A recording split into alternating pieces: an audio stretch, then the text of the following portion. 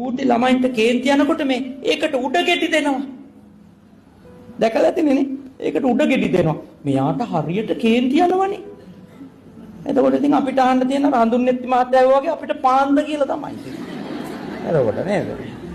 කේන්ති කියන්නේ මේ අවුරුදු 5 එකට කේන්ති කියන්නේ අපිට පාන්ද. ඒක තමයි අහන්න තියෙන්නේ.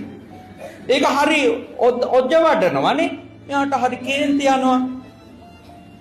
එයා එතකොට දෙමව්පිය පෙන්නනවා නිකන් එයාලත් බය වෙලා වගේ. එතකොට අර පොඩි එකා මොකද කරන්නේ? ඔලුවට ගන්නවා ඒක. තව ටිකක් කේන්ති ගන්න ඕන. එතකොට තමයි මෙව නටවන්න පුළුවන්. එහෙම වෙන්න බෑ. කොන්ද තියෙන්න ඕන. නේද?